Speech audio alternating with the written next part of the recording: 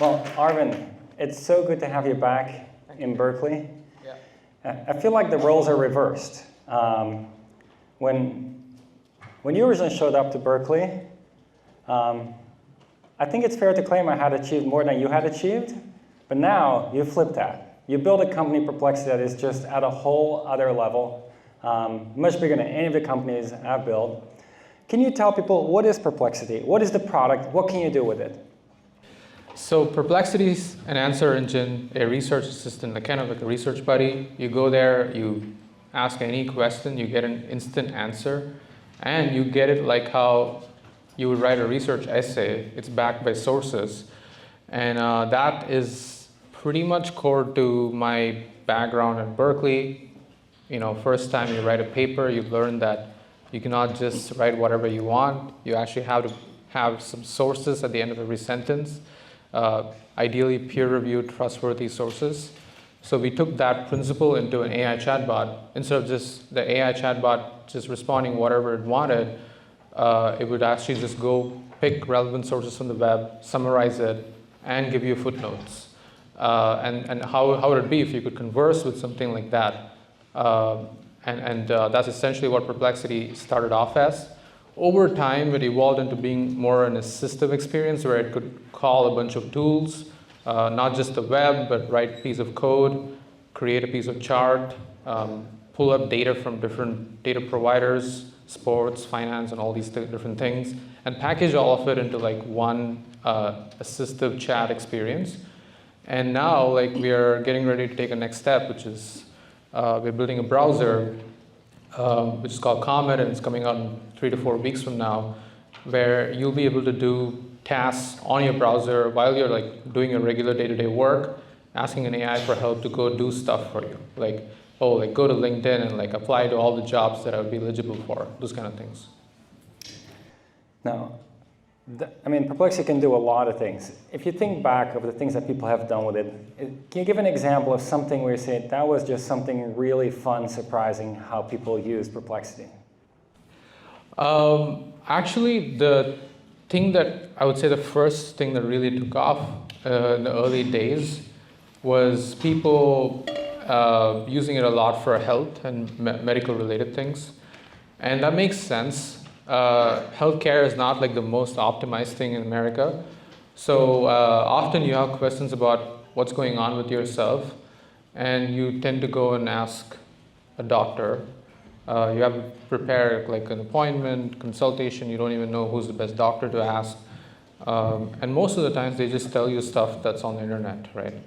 I think that is pretty much like really easy to use if you have an AI that goes and looks at PubMed, NIH sites, WebMD, filters out all the irrelevant noise, even reads like bioarchive, whatever the latest literature on it, and gives you an answer. So I still use this pretty much myself, like anything to do with supplements. If I want to know like what is the latest on like any drugs that have no consensus on whether it has long-term effects or not, it's a very good use case. That's like one thing that I did not expect to be like a killer application, because you would instantly think like, you know, oh, healthcare AI is a separate thing, or travel AI is a separate thing. But what was the core insight for Perplexity, or in general most of these AIs, is people like use it for all bunch of things in one horizontal product. And for us, like scientific literature, medical domains started taking off instantly. It's kind of very interesting you bring it up, Aravind, because, and we didn't talk about this ahead of time, but it turns out just last week, my wife told me one of her good friends does exactly that, puts in all symptoms. Yeah. A whole book almost. And what comes back out is iodine deficiency. Then takes iodine supplements, and all of a sudden things start going better. Something that was very hard to diagnose, but because you can put essentially a whole book about yourself into the system, all of a sudden it can find things no person maybe could find. Yeah. It's really amazing. I use it myself too, like based on the queries I've asked before, tell me what are the supplements that I'm likely to be like benefiting from, things like that. At the student level, lots of students here, right? What are some of the use cases you've seen that got you excited and say, hey, I really want to also optimize the experience for students because they're doing interesting things with Perplexity? Yeah, so one application that really took off is when you're doing a class, you can create like a space on Perplexity, upload all your materials there, and just ask questions about content specific to that space. You can create like study guides easily. You can like search on the web about materials that your instructor has already prepared. All these things in like one single shared space, shared with the other students and so on. So that's really taking off. The number of spaces being created by student accounts, that is .edu accounts, has been growing ever since we introduced that. And we haven't put a lot of resources into like making this much more a social thing yet. So while you guys are on vacation or like internships, we're going to do that so that hopefully we're ready for the fall semester. So that's the plan. I mean, it's a good way to think of that. It's almost like everybody has their personal TA available at all times. Yeah, exactly. So nobody really knows. No one has the time to actually teach you exactly what you do not understand. And often what you got to do is like go and watch a lecture again, and then you got to like pause at places where you do not understand, and then like try to like spend a lot more time thinking about it. Maybe you ask a friend about it. Hey, I didn't quite get this. Could you help explain this to me? All that's like so much easier now with an AI. We've even seen people just literally pointing Perplexity at a YouTube URL and then asking to explain like that. Or like uploading your homework and telling you to like walk you step by step with sources from your material, like your class material. And all these things are like working much better. So I think there's so much more to do to make learning much faster and easier. In fact, like I think the dream is a proactive AI that actually knows how much you understand a topic and doesn't and don't, and then tell you exactly like where you should be spending time on, based on the queries that you've already asked. I think that would be much better. We haven't really worked on all that, but like there's so much more to do here. It's amazing. You put entire elementary school, middle school, high school, all your past classes in, and now you take a new class and it knows exactly what you're still supposed to be learning. Yeah, and at what level of depth you want. Actually, that is the thing that I really want to like make the product good at. It's like if you're let's say you're interested in nuclear fusion. What your level of depth, even if you're like a professor in some other topic, maybe you want the definition of that in the most simple terms. But if you're a physics student, you want it in a different level of granularity. And the products don't really quite get that today, based on your own like background and things like that. So that's where I hope like personalization, memory, and all these things can be incorporated and like making the product a lot better. Not just in terms of how much it remembers you, but also like how it presents the answer to you based on your level of expertise. Now, Aravind, I think one lesson a lot of students here would love to learn from you is how you got into entrepreneurship. Like what got you excited to start Perplexity? Well, I think like, I remember, Peter, when I came here, you were just doing a company at the time. The first semester I was here, they said, okay, Peter is like actually busy, he's taking a sabbatical and doing his own startup. So, and generally my understanding of Berkeley was like, okay, Berkeley is this very academic school. Stanford is the school where people do companies. Like Stanford is this place where people do Google and Cisco and like Yahoo and all that. And Berkeley people get professorships and like, so Berkeley people do PhDs and get professorships. That was like at least my level of thinking at that moment. So definitely like seeing like, people like you doing startups, and then there was Databricks. So definitely I got a sense of it, but I was still not sure if Berkeley was very entrepreneurship oriented. But I definitely got excited when, that's starting to read about like how people went from an academic background starting companies, and that motivation to do that myself was there. Studied like Google's founding story a lot actually.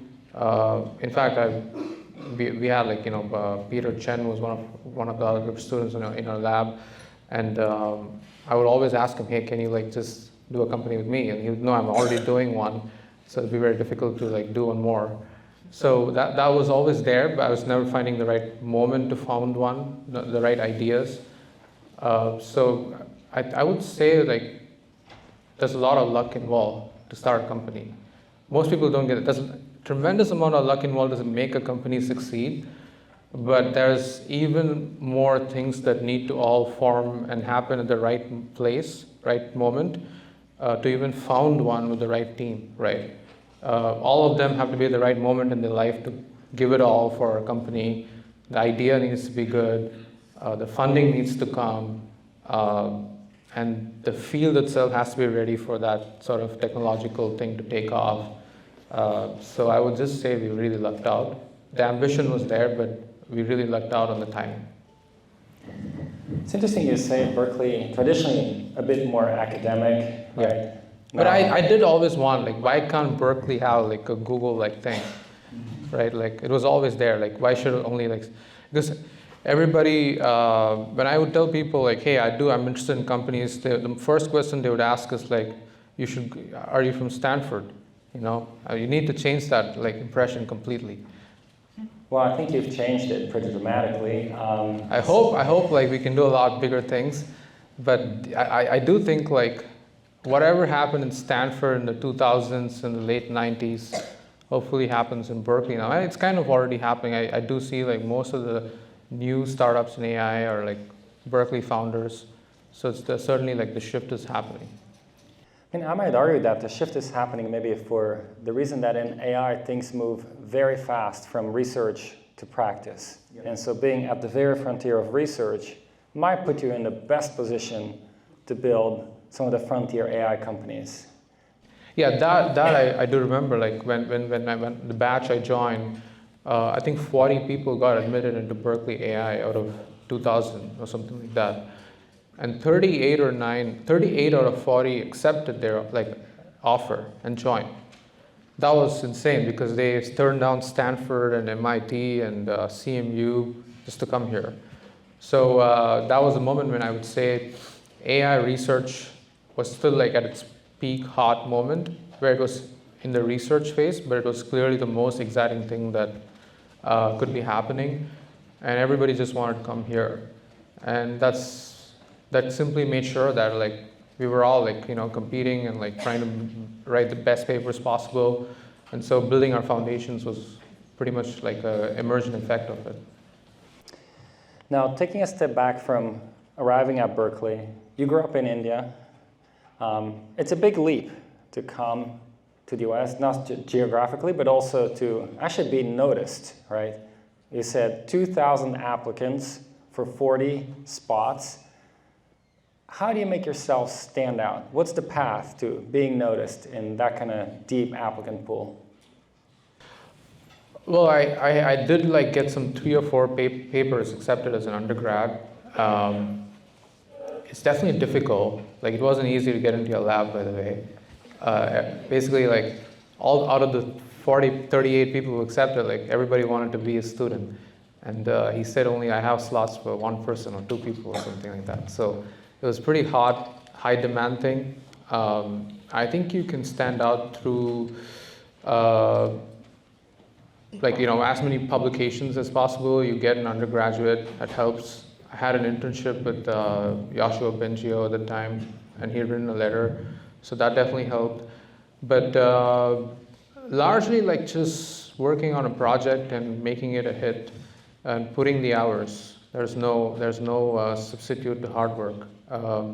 And deep learning, like I clearly remember meeting you in Visit Days, and you said, look, I think AI is no longer just about reading papers and having ideas.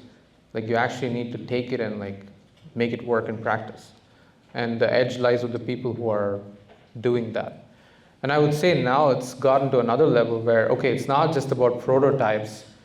AI is clearly in the hands of people who can make a product and get in the hands of people and drive growth and usage and brand awareness. Like that's kind of, it's taken to another level now.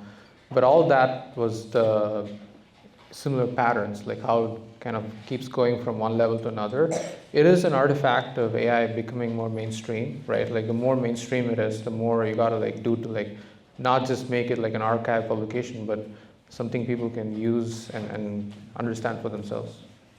I have two quick follow-ups here, Aravind. First of all, when Aravind says, give it your all, work very hard, that reminds me, when Aravind was my student, the one thing I told him most often was, Aravind, you realize you also have to sleep, right? Yeah. That was like my most important advice to Aravind the whole first year or two. By the way, I'm very happy to say I follow that now.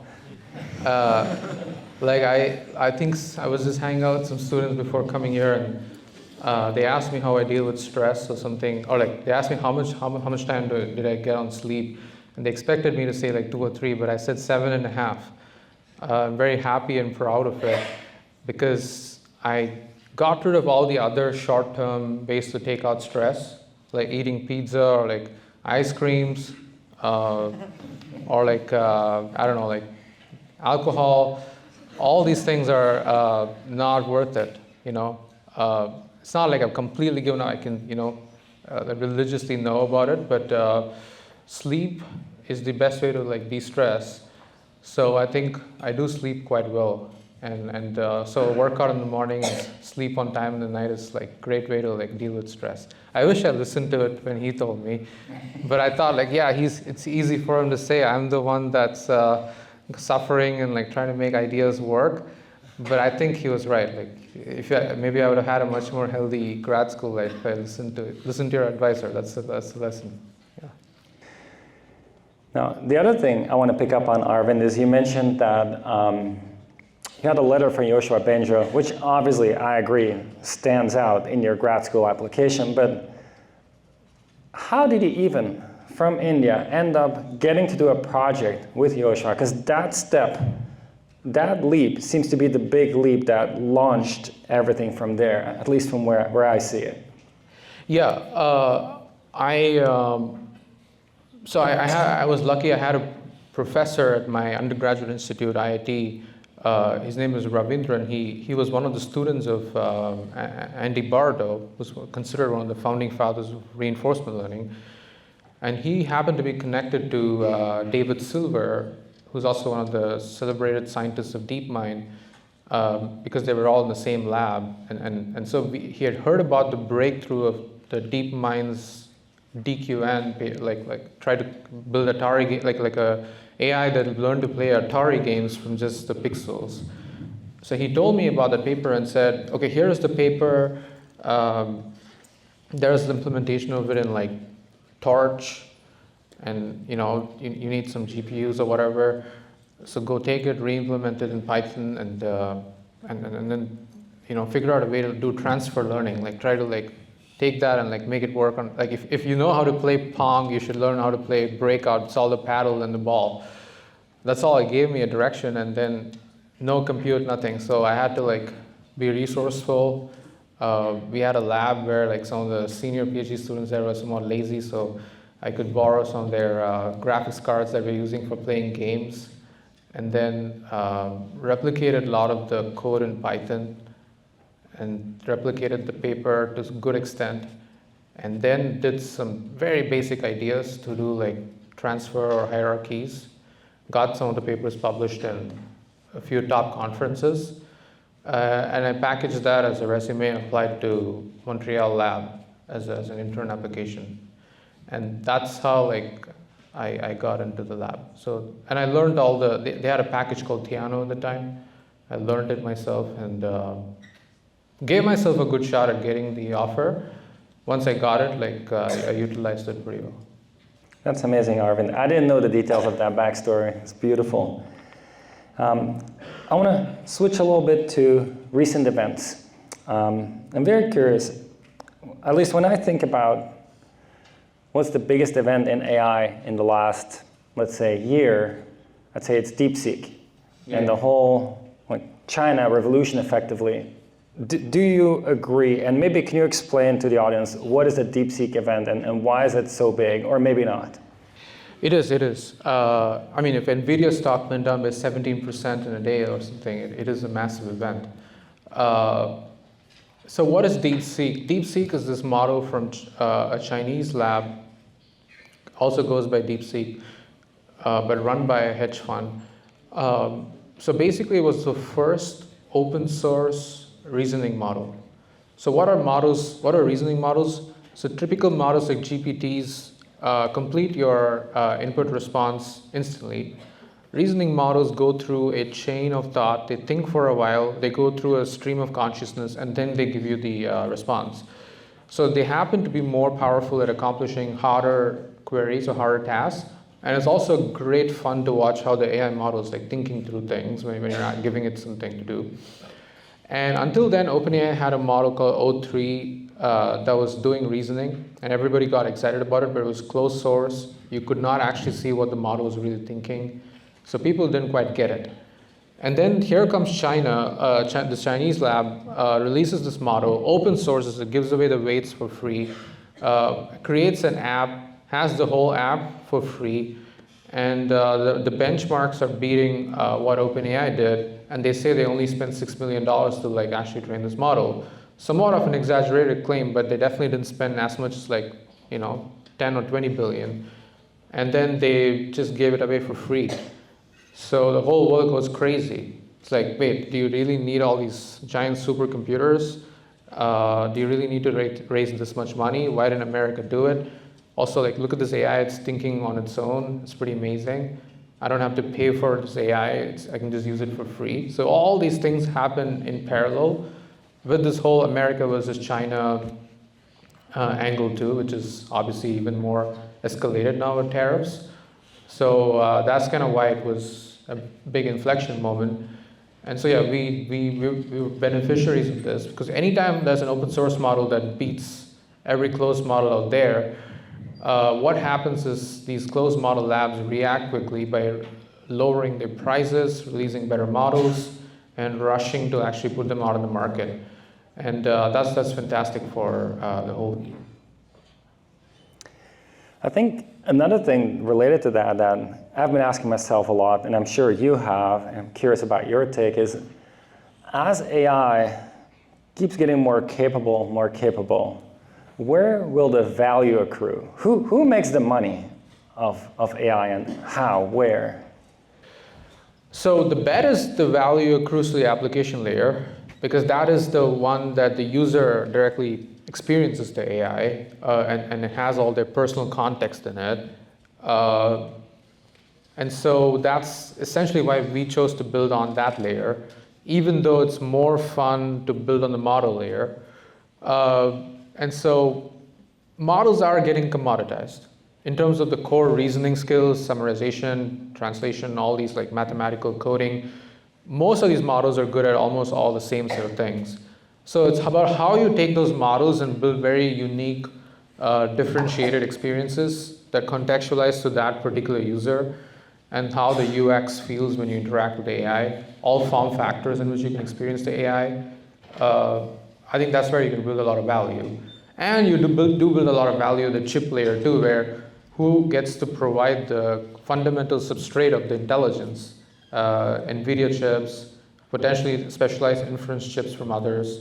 All these are possibilities where people can build a lot of like value. I think the middle layer is not going to be that valuable, and open source is really going to like basically a race to the bottom there. And you say application layer, middle layer, what's below that? And the is chips, there value the there? data centers, the chips, physical real estate essentially, right? Like if you want to build a data center and have like server racks serving 10,000 GPUs, a lot of nodes, wires interconnecting all these GPUs, ensuring the communication is really fast.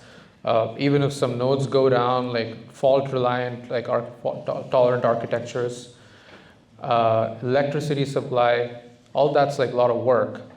And only the hyperscalers are able to do this. And you need a lot of capex to invest in like, building these giant server racks for many years. And then the chips, NVIDIA, like Blackwell or Hopper, speed for training or inference, whoever is giving you all that is definitely obviously going to keep flourishing in a world where like, more and more people are interfacing with these AIs on a daily basis. Curious for all the audience here. Who has been on TikTok this week? Quick raise of hands. That's it? That's it? A lot of you are just quietly studying? That's amazing. No, they're on Instagram. No, really. Okay, we'll ask again. Who has been on TikTok this past week? Quick raise of hands. 70%? What do you think, Aravind? 60%? Yeah, more like 50%. So there is something to the question here. TikTok is one of the fastest growing platforms in popularity where people consume internet content. And guess who made a bid on TikTok?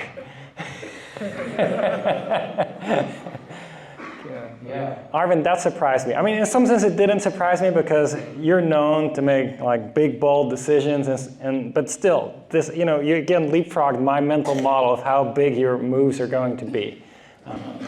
Yeah, it's definitely not a joke. We did submit a bid.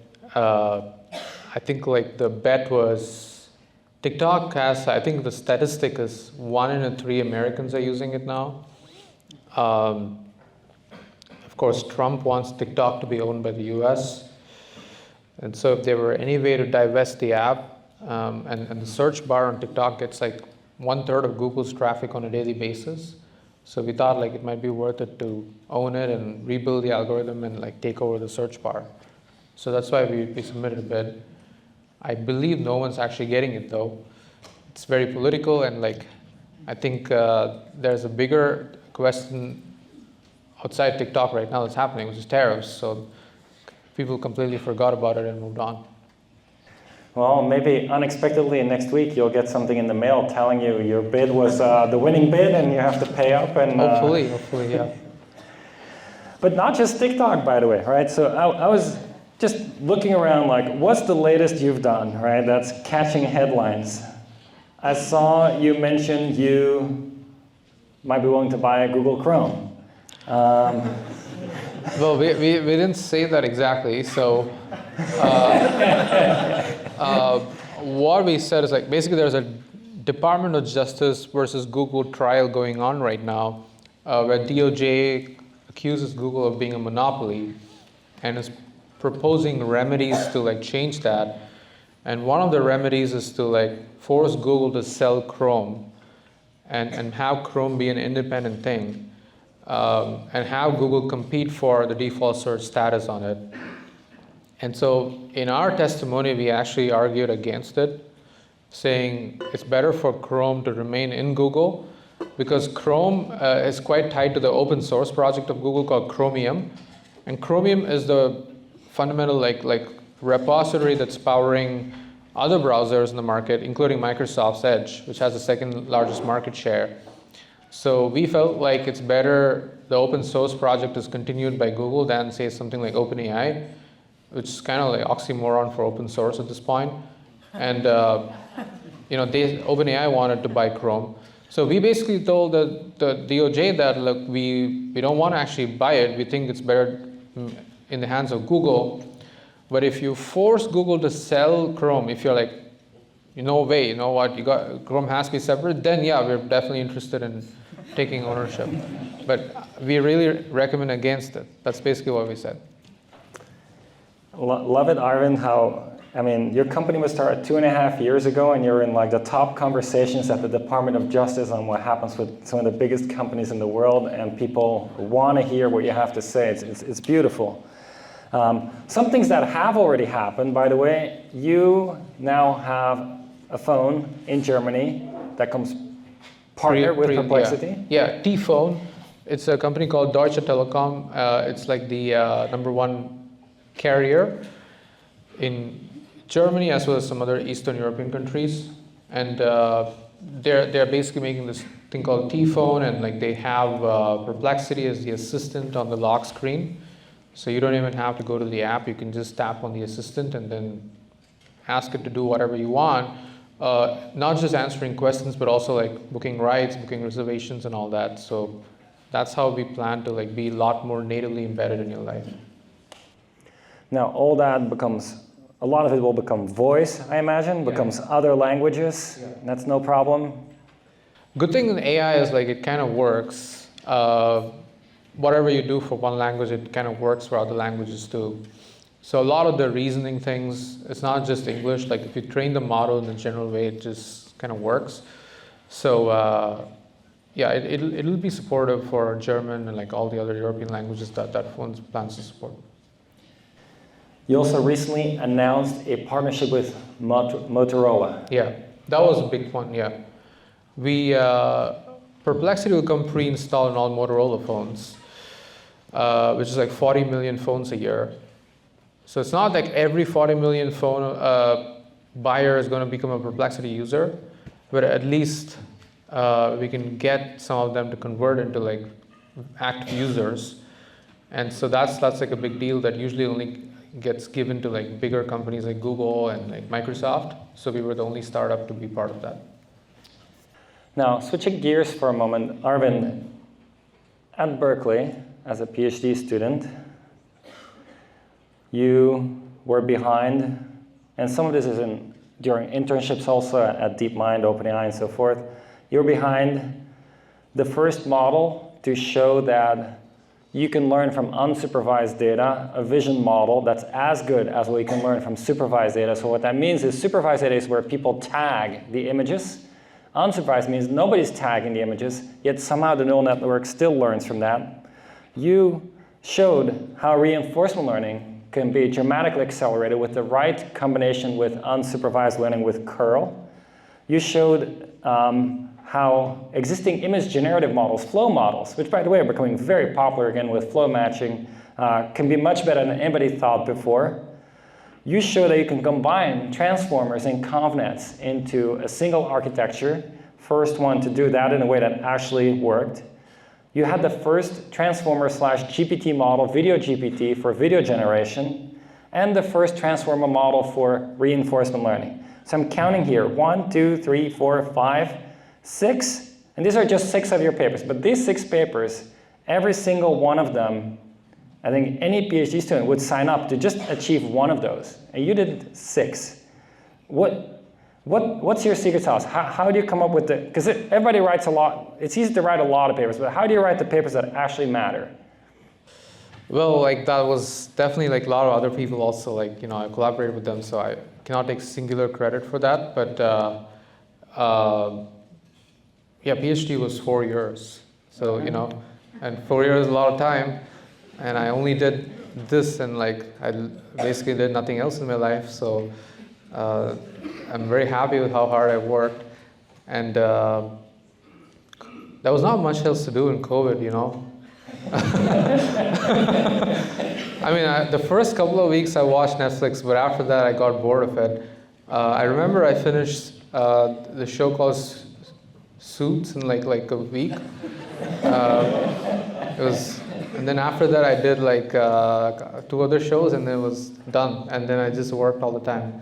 So that was partially why all this happened. And yeah, it also feels like very ages ago when I was still pretty technically solid. No longer anymore. I'm just, you know, that's the excuse. Like if you're a CEO, you're just like doing everything other than technical work, basically. So, but it was very fun times at Berkeley that people were very like motivated. Whoever I worked with was very motivated. And so that also rubbed off on me to like publish great papers. Yeah, but I feel like there's a connection here with what you do at Perplexity, Aravind, which is, yes, you're working very hard in both places. What I'm getting at is, how do you decide what's worth working on? What's worth spending your energy on? Like, and how do you decide to drop something and say, that project is not as promising? Mm-hmm.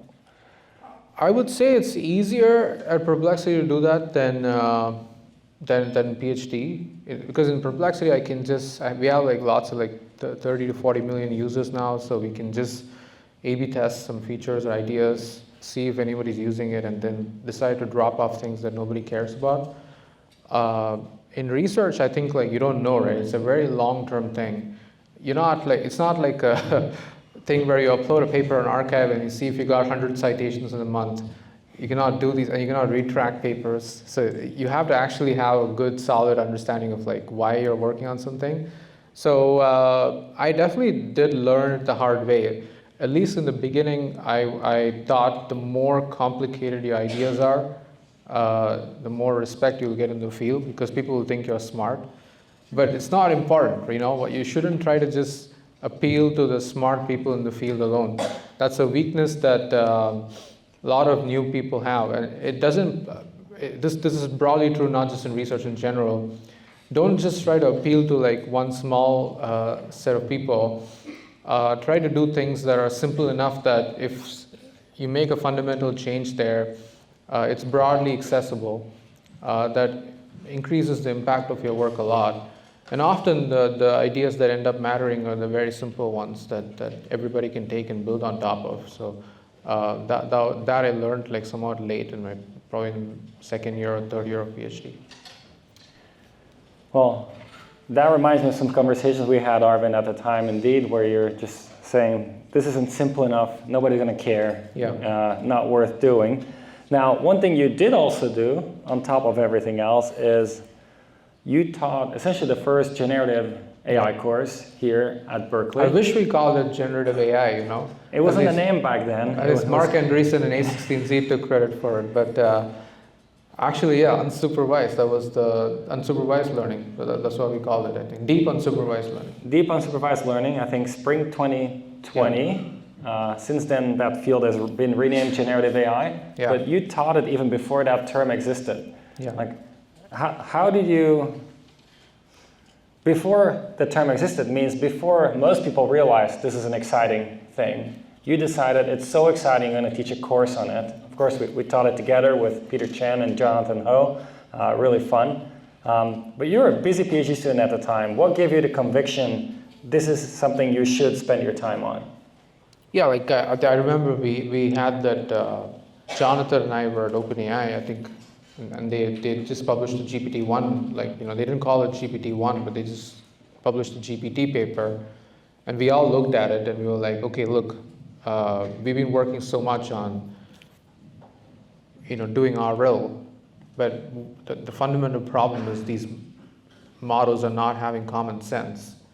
And so the only way for them to gather that is throw a ton of data at it. And the only objective function that can be a sponge for so much data is unsupervised learning. So we need to do that. It was more like existential, like even for a reinforcement learning lab, to be relevant like now, when everybody's going to use a lot of compute, is to rethink the paradigm. So we decided to do that, and then, okay, the best way to learn something is to teach it. And so we decided, okay, we'll teach it ourselves. That forces us to like learn it good enough so that we can instruct other people.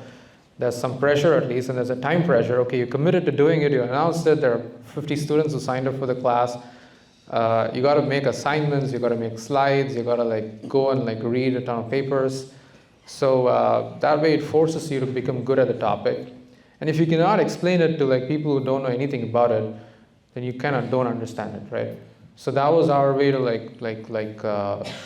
get a hang of the topic and then, you know, do some good research on top of it. Yeah, I will say, I'll slightly correct you. Initially there were, I think, 200 students in the class, and then we gave them homework 1. Oh yeah, that's right. And then there was only 50 students left. Yeah, that's right. Actually, I remember this lecture, we had to do it in some room in the Moffett Library, and we had to take the camera, set it up, record it, and then like give it to the Berkeley like equipment room, and then they would upload the video.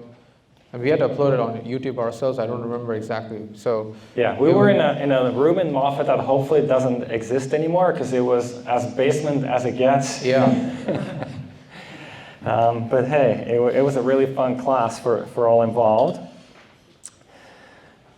Aravind, I'm going to ask you 2 more questions, and then I'm going to open it up for questions from the audience. Yeah. All right. Yeah. So before last question for me, how can students, and maybe even like younger students also, but students in general, strike the right balance between leveraging AI versus leveraging it so much maybe that you just shut off your own thinking process? Yeah, I think I'm honestly struggling to give a good answer to this question, because I feel like every 6 months, whatever you think is the right thing to do changes. I do think clarity of thought is the most important thing. Even when you're talking to an AI to get something done, those who can be very eloquent, precise, communicate what they actually want the AI to do for them, and iterate with the AI until the work is done, are able to get a lot more done. It's pretty obvious. Like, you do meet people who are like, yeah, your AI doesn't work, and then you look at their prompts and it's not well written. Of course, from the designer of the product's perspective, you got to design the product in a way where it gets even ambiguous things.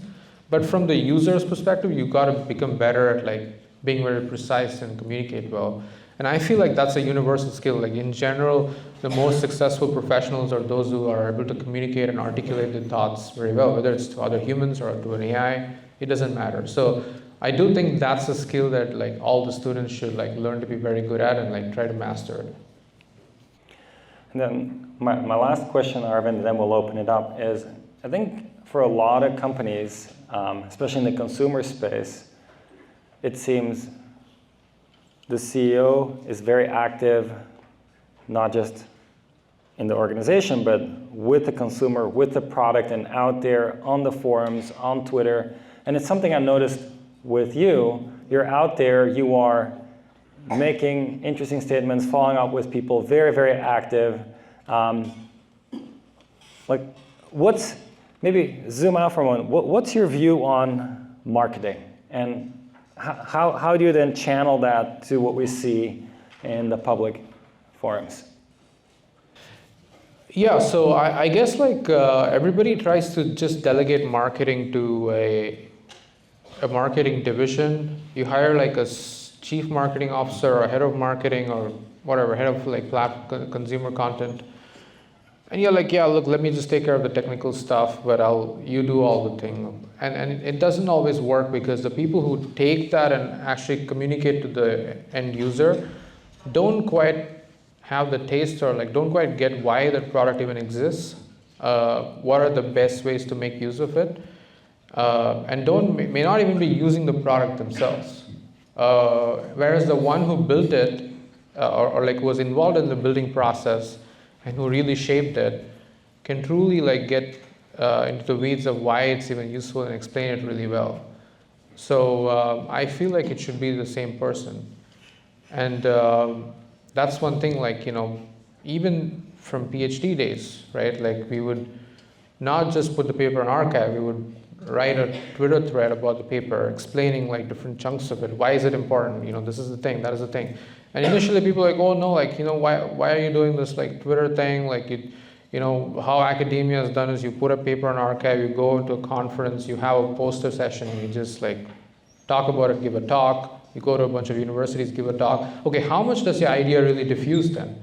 Maybe to like those 20, 30 people who came to your poster, maybe like 50 people who came to your talk. How many talks can you be hopefully giving? Like, you cannot give like 100 talks. It's time consuming. On the other hand, if you can like spend maybe 1 hour at best, just taking different parts of the paper and making like a very condensed Twitter thread, maybe like 100,000 people can see that, and you reach an audience that's pretty insane. And if you learn that skill, you can apply it to anything you do in life. It's not about just your paper or your company, like any new project you have, or you're like, if you have a certain view of the world, whatever, right? So I think that's something that I feel like more people should do.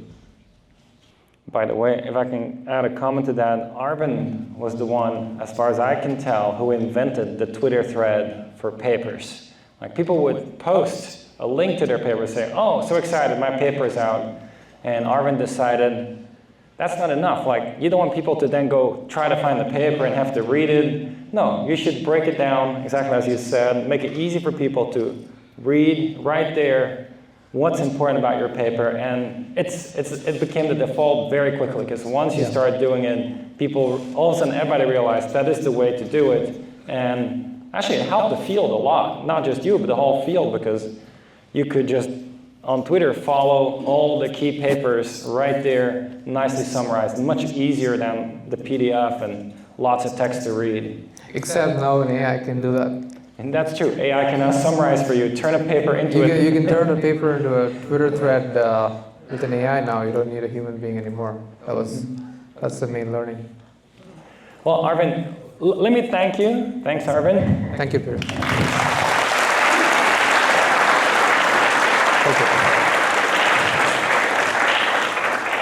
Let me check. How do we do the student questions? So what I'd like is, as the students have questions, if they could raise their hand, and then we will use this extremely high-tech vehicle here, and everybody will have an opportunity to speak into this high-tech vehicle. So I think that's what we're going to do. Do we have the smaller?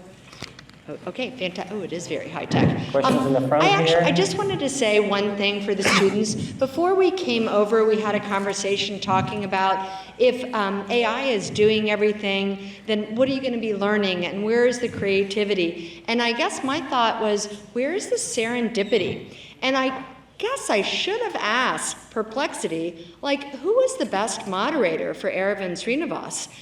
Because I don't think that you all have been in conversation before. But I did not do that. And I think the serendipity of having the two of you all in conversation, or have you ever done this before? I know, we haven't done this before. Yeah, it makes it so much more special. And I just want you all to know that you all are part of a creative, not AI-based, combination right here. So I just wanted to thank you all very much. And I know we have a ton of questions, so introduce yourself. We're going to start right in the middle. All right. Hi, Aravind. Thank you so much for coming over and talking more about your experiences and more about like what Perplexity is doing. So you've been saying that you've worked at various research labs, Google, OpenAI. One quick question I had was, how do you see the information retrieval landscape changing overall from like 3 to 5 years later, from what you've like worked at and what you are currently doing in Perplexity? I think it's already changed, right? Like you're not actually looking at a bunch of links anymore. Like, by the way, I'll give you my own example. Like, we are working on a browser. I'm not like very well educated in operating systems and browsers and like web development, all these things. But obviously, I have to know what's going on there now, because otherwise, I cannot tell people what to work on. If I find some bugs, I cannot estimate like the amount of time it takes to do something. So earlier, the way you would do it is you go watch some YouTube lectures, read a lot of blog posts, read a lot of old material on like the history of browsers, read Wikipedia. Now I just go to Perplexity and like I just ask like, okay, what is this? What is a user agent? Like, how does it send a request to the server? Like, how is information passed to the client side? How is the rendering done? Like, what's the part that JavaScript actually helps on? What are the different rendering engines that are used by different browsers? How do you block ads on certain platforms? Like, all these things are just like some 100 questions in my mind, and just boom, boom, boom, I just go to the product and use it. So it's already changed how information is retrieved, summarized, synthesized, conversed with. And in future, you could even imagine like, I could just go to an AI and say, look, I want to learn stuff. I literally know nothing. So you got to like, keep me engaged for 1 hour and teach me this topic. And it should be able to do that, right? Like, it should be able to like construct a whole material for you with slides, with interactive materials, like even maybe presented in video format. These days, people like listening to things in podcasts, like taking a paper and like making it a podcast. There's so many different like new form factors of consuming information that's going to be possible with like synthesis of generative synthesis. So I can only like imagine like sky is the limit for what we can do. Questions from the front.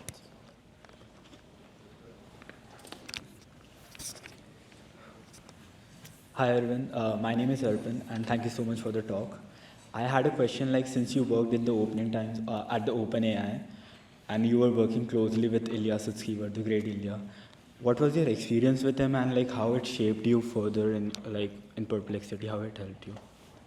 Yeah, I guess one anecdotal example I would say is, when the internship was happening, I went and told him like 3 ideas or something I had at that moment.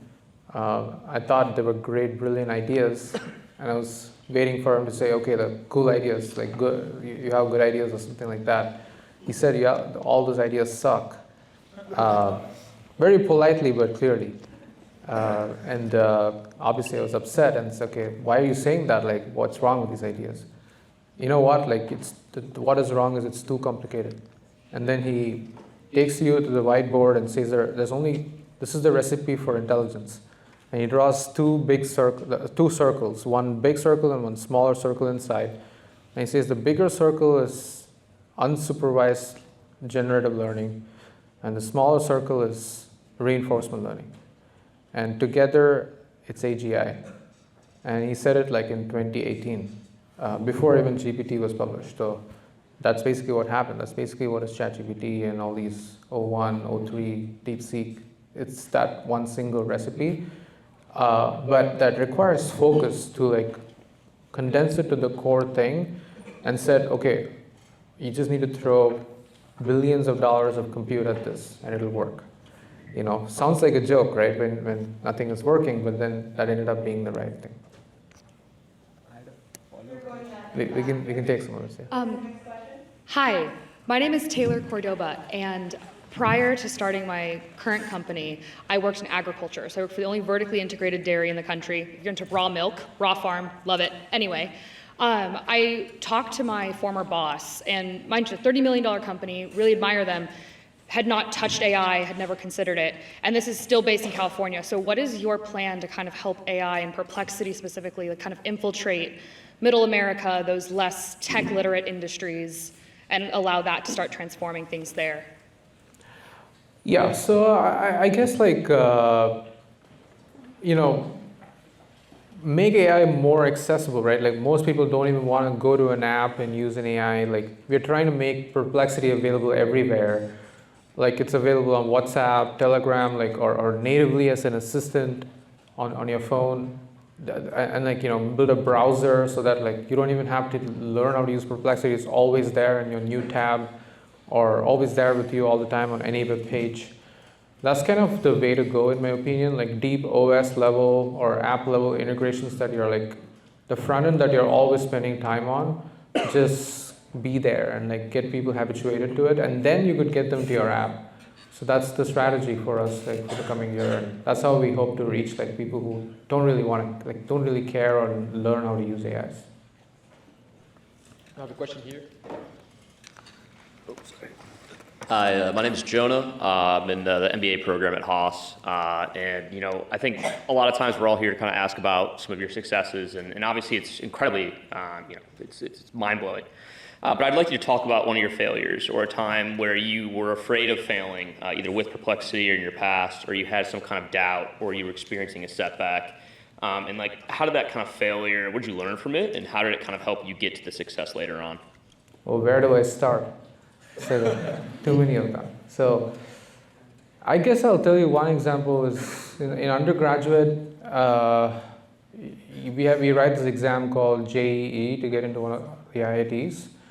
So I got in, but I got into electrical engineering. Only like the top 100 ranks out of like 1 million get into computer science.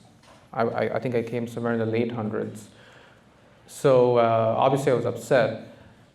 And they give you a chance to convert into the curriculum of your choice if you get like, you know, among the top grade points in the first semester.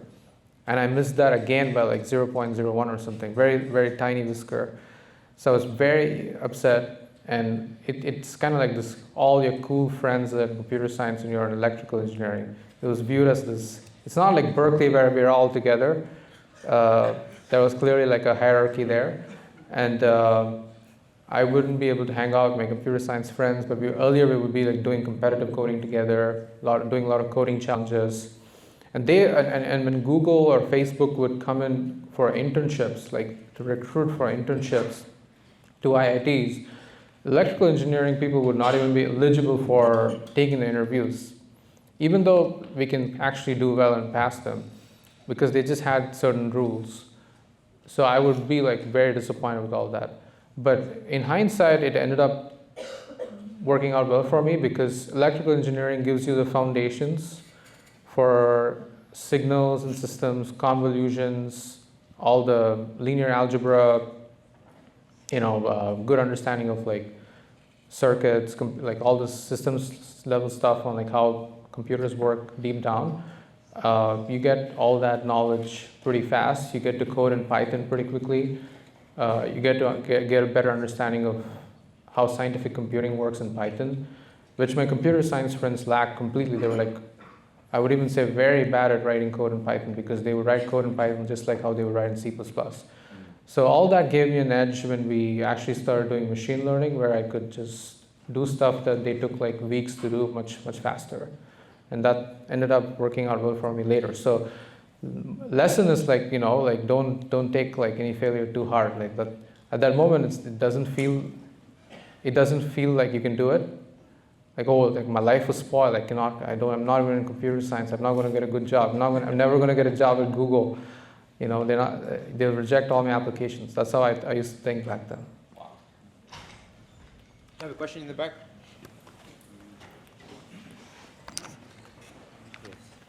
So, hi Aravind.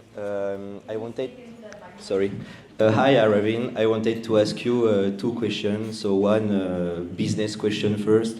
What's the main competitive advantage of Perplexity.ai?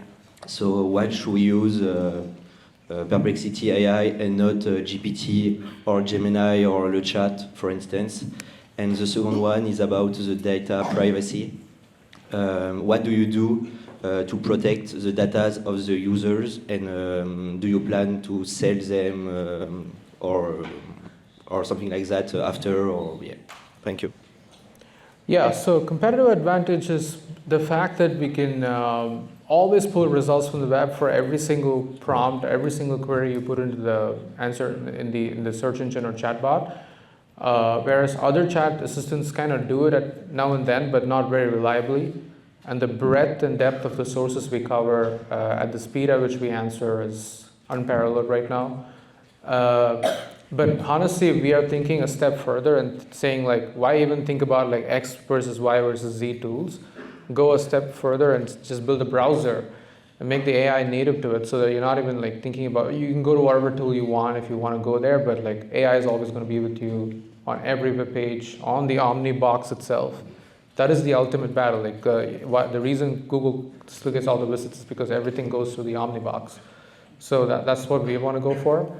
For the second question about privacy, like we have this thing called incognito mode. If you go to Perplexity, you're logged in, you go to your settings, you can turn on incognito. It works exactly like how it would work on your browser. That is, the query would function, but it would not be stored in our logs.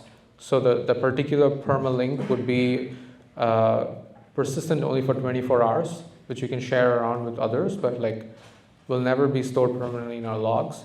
And we also have an enterprise plan where in the enterprise plan, we just don't store any logs of any user. In addition to that, we also offer people to delete their AI usage so that we don't take a look at it for training purposes.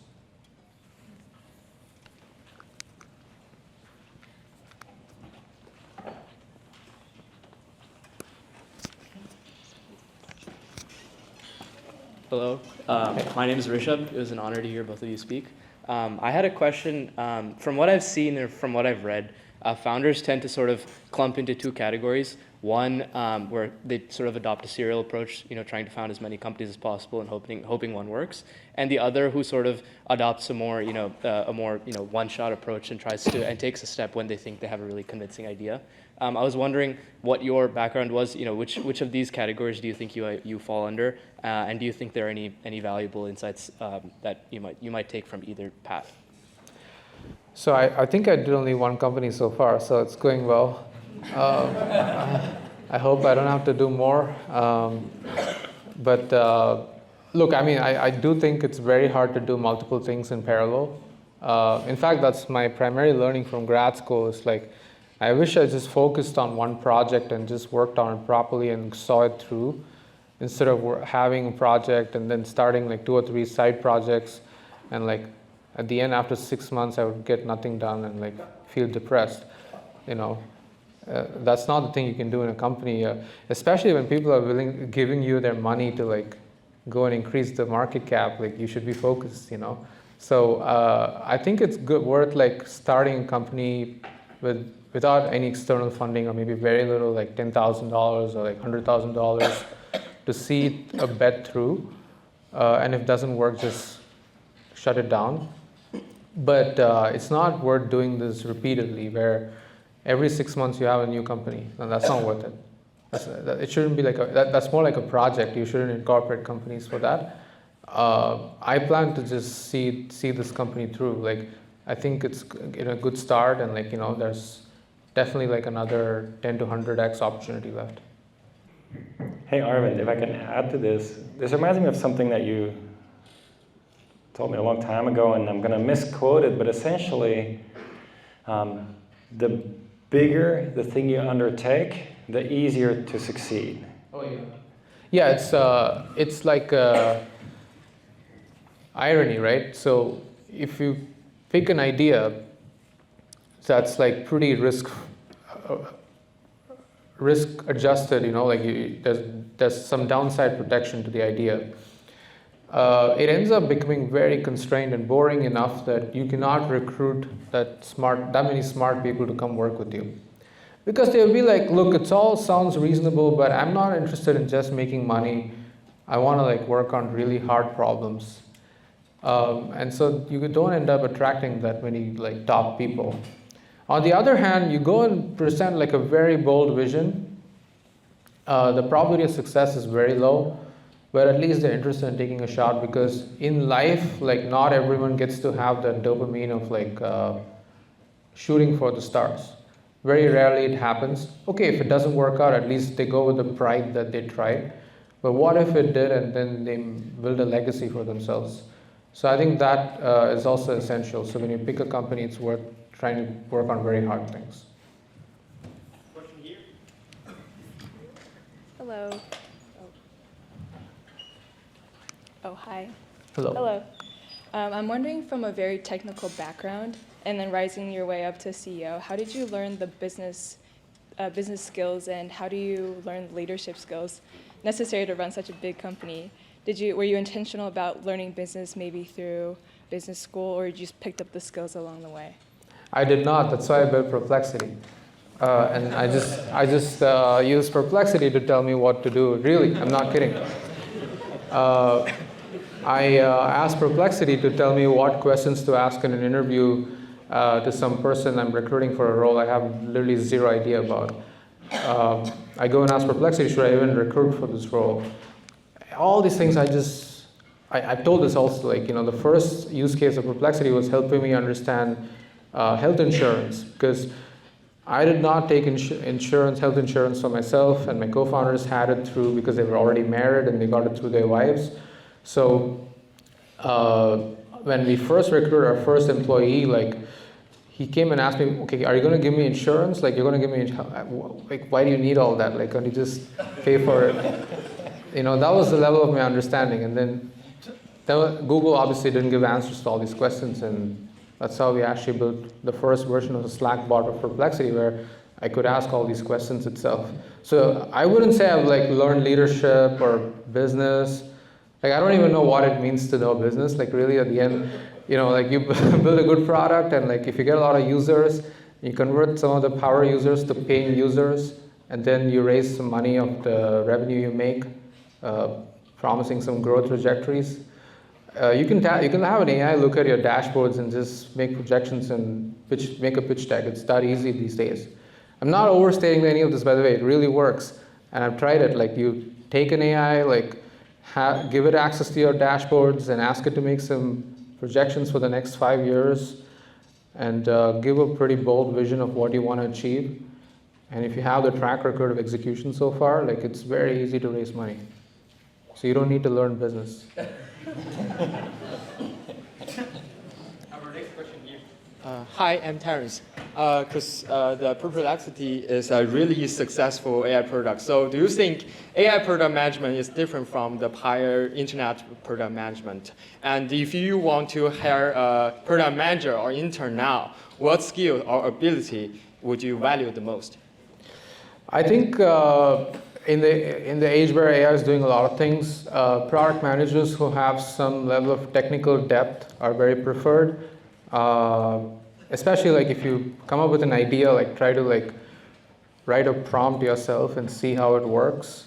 You could even prototype it in one of these coding assistants yourself. You could even make mock-up yourself with one of these AIs that can generate like a version of the app. All these things are so much more easy now.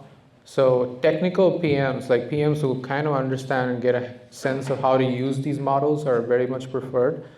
And same thing applies for engineering management. That is, engineering managers who are not just allocating tasks, but they have a good sense of like why it matters to the end user and kind of have a taste for the product are very much preferred. Interns are like, you know, always like just like how any intern stay in the office and work late. That's the universal intern truth, you know. We had a bunch of residents at Perplexity and all of them worked really, really hard and learned a lot during the process.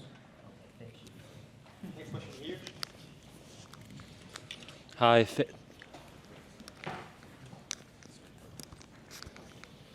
Hello, hi. Thank you both for coming here today. My name's Mark. I'm a sophomore studying EECS here at Berkeley. And first of all, thank you for giving us Perplexity Pro for free. I use it every day.